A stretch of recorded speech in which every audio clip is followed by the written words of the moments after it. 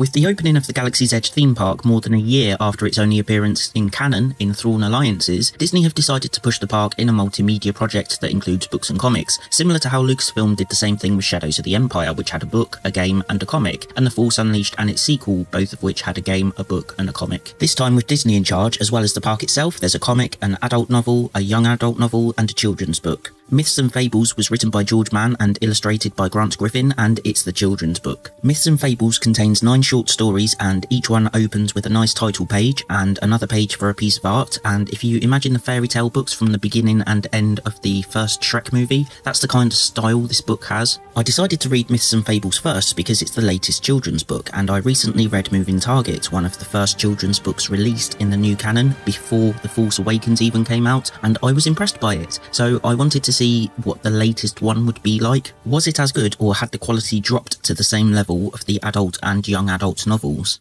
Well, the writing itself is actually pretty good. The rest isn't very fair to compare because this is a book of short stories written in the style of classic children's bedtime stories, so it's a completely different beast, so it's like comparing apples and oranges. But I will say this, there's nothing wrong with Myths and Fables, and considering the type of book it's supposed to be, it completely succeeds. The book starts with an introduction similar to that of a typical fairy tale book, where the reader is introduced to the possibility of all the wonderful tales across the galaxy, and then it gets straight into the stories, and each story has a title page and a page with a nice image that shows off a key event or character from its story.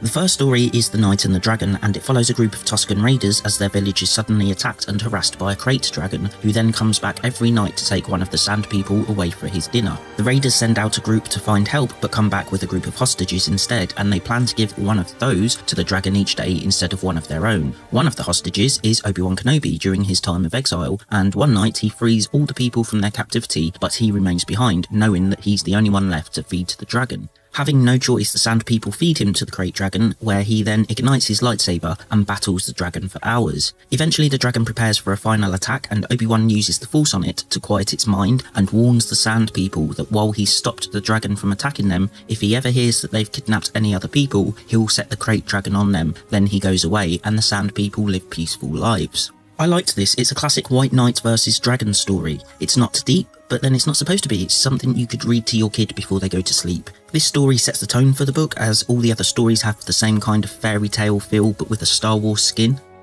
The Droid with a Heart is the second story, and I liked this one as well. It follows one of General Grievous's battle droids that somehow gains sentience. As we all know, over the years, General Grievous had replaced all but his most vital organs with droid parts in an attempt to bolster his physical ability, but he was stuck between the states of living and droid, and as such neither felt comfortable around him, and while he remembered what it was like to be a truly living being, he had no real idea what it was like to be a droid, and he carried all the prejudices that came with not understanding them, including underestimating their ability to understand and make choices. During an attack against the Republic, General Grievous orders his droids to attack from a certain position, which would have meant the end of most of the droids, but a decisive victory for the Separatists. The rogue droid sees this, and when Grievous leaves him to issue the commands, decides he's had enough of droids dying for no reason and gives the order, but commands them to approach the battle from a different direction, saving many of the droids on the journey there. The droids lose the battle, and Grievous, furious at what happened, finds out who is responsible for carrying out his orders wrong, and when he discovers it was the droid, he hacks him to pieces in a fit of rage on the bridge of his ship as a warning to all other droids that might make the same mistake. But Grievous never understood that it wasn't a mistake. The droid had made a choice to save the lives of his brethren, and according to legend, after the Clone Wars ended, the droid was hailed as a hero, and every droid across the galaxy knows of his story, and the New Republic even gave him a posthumous medal. I liked this story as well. I think where the first story comes across as more of a fairy tale, this one came across more along the lines of something like Aesop's Fables, but again in a Star Wars skin, and this is a running theme throughout the book. All these stories are either a fairy tale or a fable with a Star Wars skin. Vengeful Waves is the third story, and it's about 2 sea-dwelling cultures on a planet called Glee Anselm, which I've never heard of before, but as I write this review, I'm 2/3 of the way through A Crash of Fate, the young adult novel in the Galaxy's Edge multimedia projects, and I know Glee Anselm gets a mention in there too, so I'm curious to see how relevant it will be in Black Spire. But in this story, the sea creatures are very similar to the Mon Calamari and the Quarren on Mon Cala, The difference though is that after ages of getting on with one another and being neighbours, one of these species eventually developed a vicious tendency when they asked the other species for some of their space and they allowed it. Eventually the vicious species grow so arrogant they leave the sea and build cities on the land. Then once they've built all they can, they look at the sea and ponder how the sea can dare to stand in the way of them building on more land. All the time their former neighbours, the other sea-dwelling race, prayed for their friends to stop angering the sea spirit, begging them to come back to the sea and stop being arrogant. The arrogant species refuses and eventually the seas rise up and destroy the city, with barely any of the species surviving and the sea dwellers weeping for their friends, thinking the sea spirit let loose its vengeance on the species for being so arrogant. The moral of the story here is pretty clear, just don't be arrogant and be happy with what you have. It was a good story.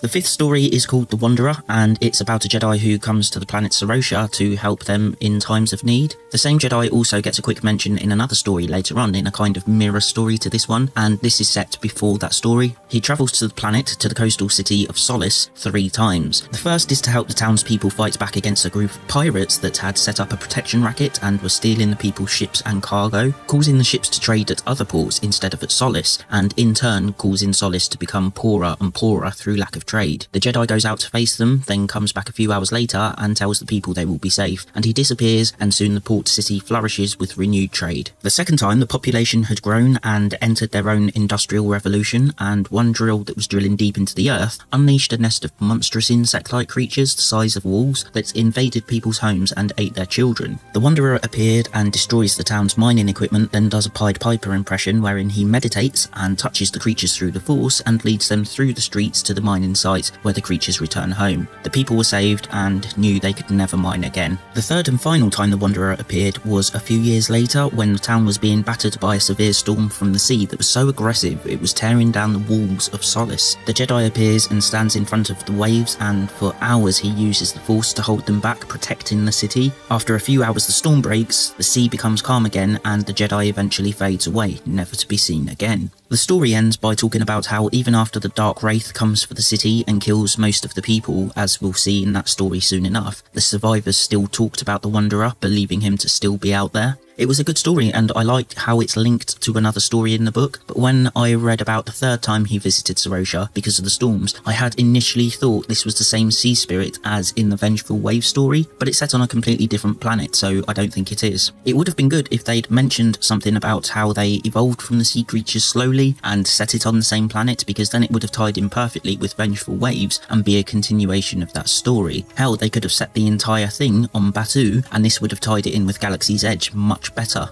There doesn't seem to be any particular moral of this story, it just seems to be one of the more fairy tale themed stories, but it was fine for what it was.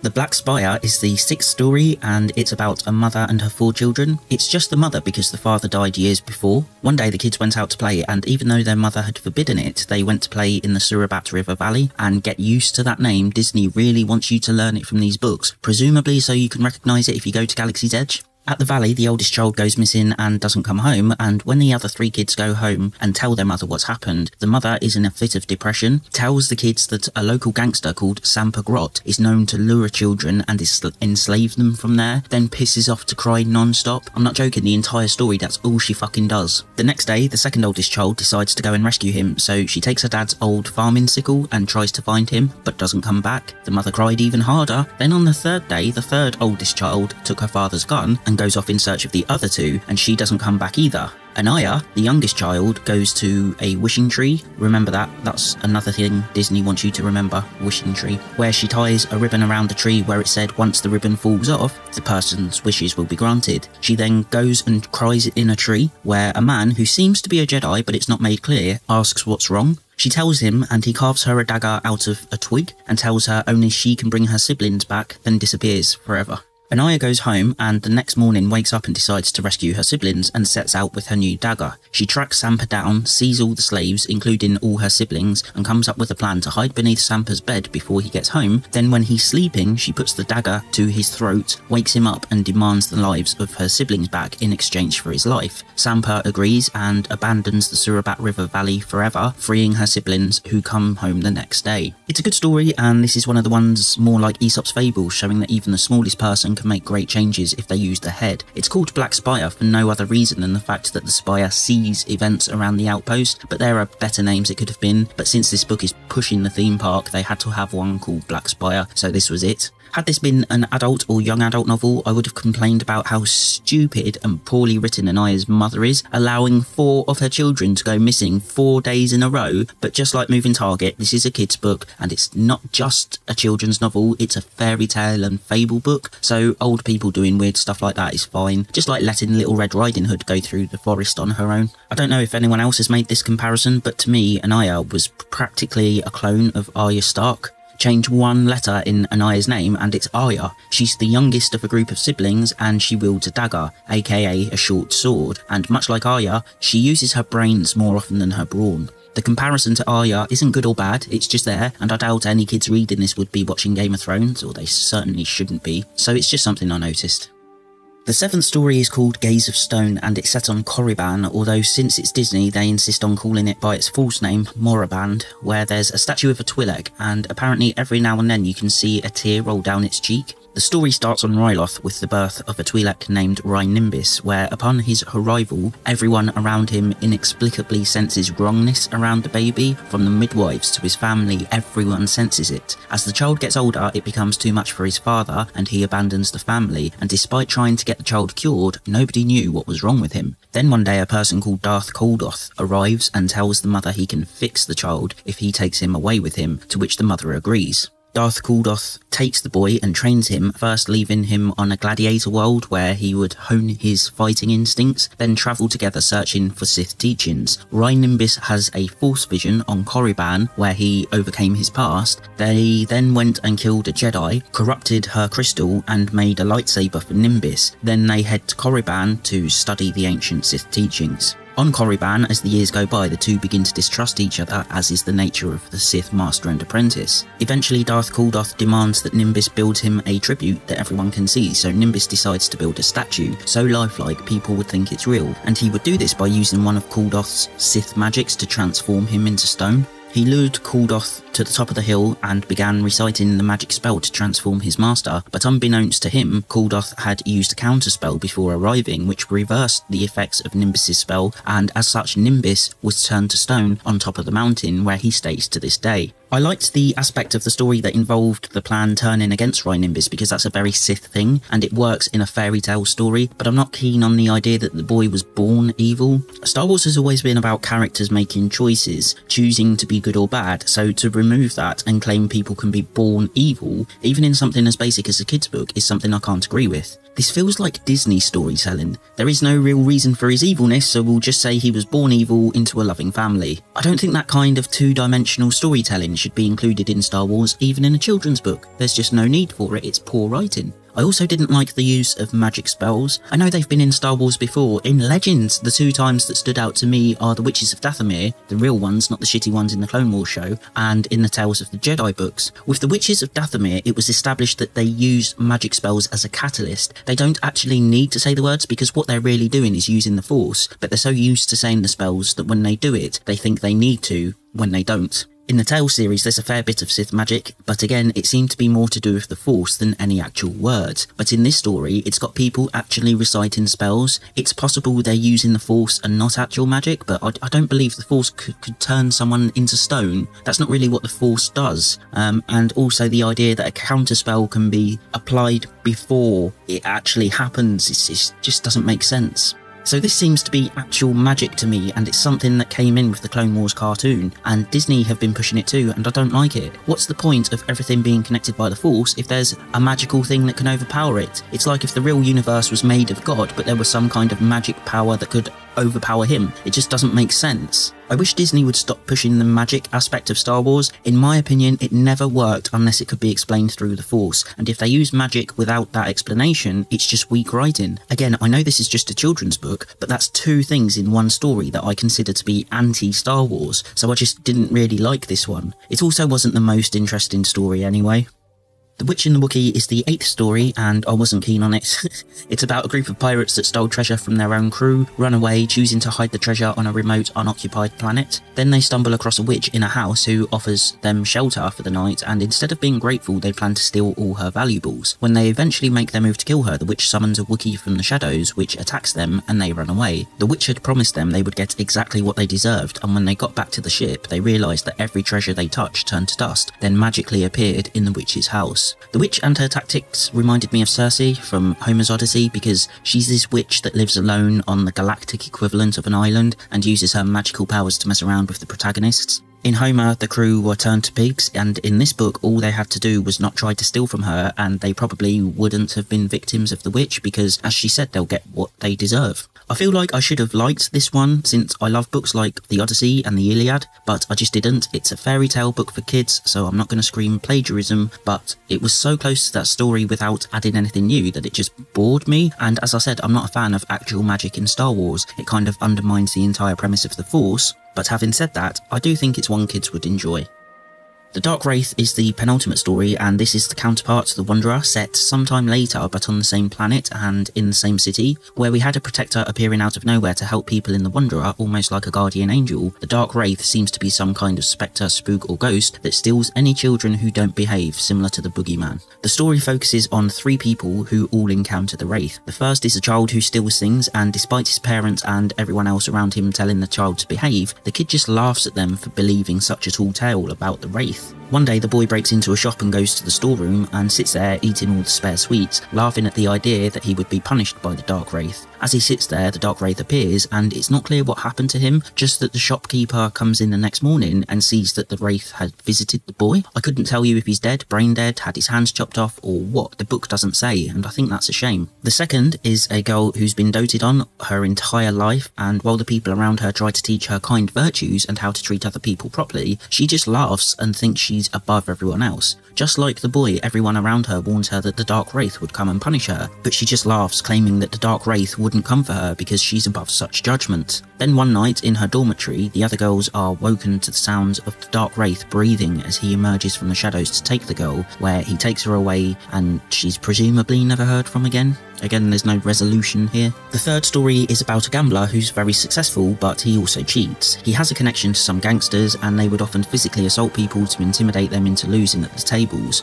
But one day they go too far and accidentally kill someone, and the gambler just shrugs. He didn't care because he wasn't there and he knew he couldn't be accused of anything. But the Dark Wraith doesn't care about the evidence, and when the gambler went to draw out all his winnings, the Dark Wraith appeared and punished the gambler, ignoring all his begs for forgiveness. It's another one where we just don't know what actually happened to the person. The final part of the story is that in spite of most people trying to be good and warning others about the Dark Wraith, eventually the bad outweighed the good in Solace, and one day the Dark Wraith set his vengeance upon the entire city, destroying everything he could, from the walls that protected to the city to all the people, even the women and the children. The people had hoped that the kind Wanderer would come to save them, but he didn't appear, and the Dark Wraith razed the city.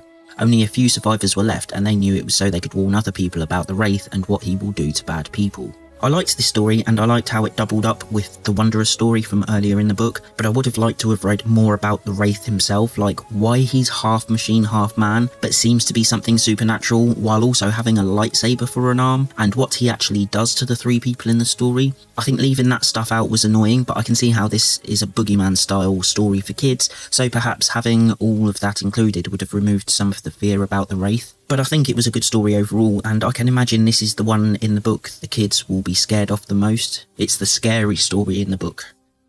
Chasing Ghosts is the final story in Myths and Fables, and it's only the 2nd story out of 10 to actually feature Batu, which I find strange since this book is designed to be the children's book in the group of books designed to advertise Galaxy's Edge. It follows a scoundrel who escapes to the Black Spire outpost when he's pursued by a bounty hunter. The bounty hunter had followed the scoundrel all across the galaxy, almost catching him once. Then the scoundrel realised the only way he could escape the bounty hunter was to offer her a bigger prize than himself. So in the Black Spire outpost, the scoundrel goes to a bar and begins telling the story of a thief called Arkell, a thief so daring and bold that her bounty was so high nobody could pass the job up. The scoundrel says she was born on Coruscant after the fall of the Great Empire, and it said that her mother was a thief and her dad was a disgraced Imperial administrator, and as a child she worked with her mother a lot, learning the skills of a thief. As she learned to sneak around and learned the ins and outs of all the places she visited, she learned how to eavesdrop and blackmail those she heard with sensitive information. By 15, she was working for the Hutts, and she was so good that rival gangs began plotting ways to take her out. One night she's tasked with a job to make an exchange with a rival gang, handing over a data chip in exchange for a broken lightsaber hilt found in the ruins of Geonosis.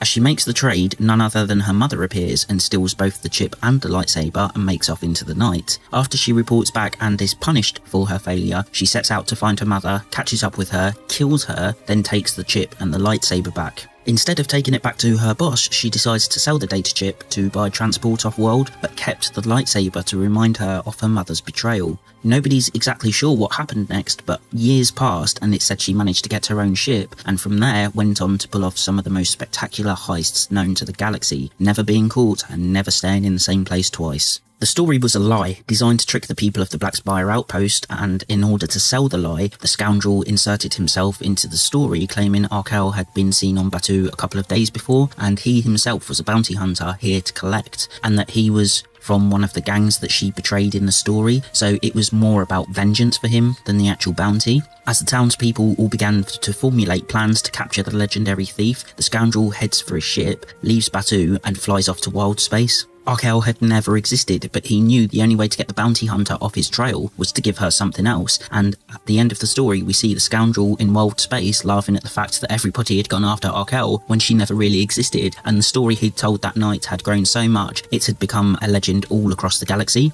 It was a good story. I liked how most of it was misdirection to serve his own escape. The scoundrel was about the only character I liked, since he was smart and there weren't really any other characters in it.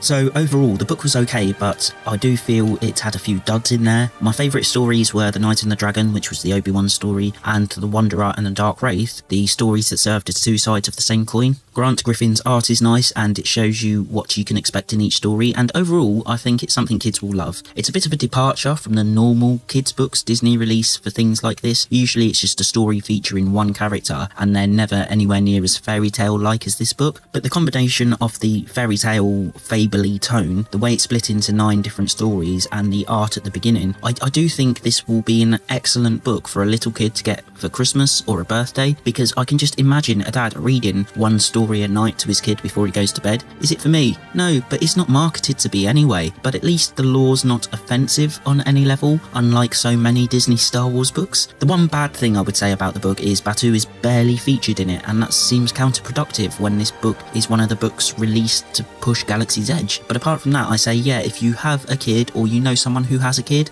and by some miracle they like Star Wars in this day and age, buy Myths and Fables for them, they'll love it.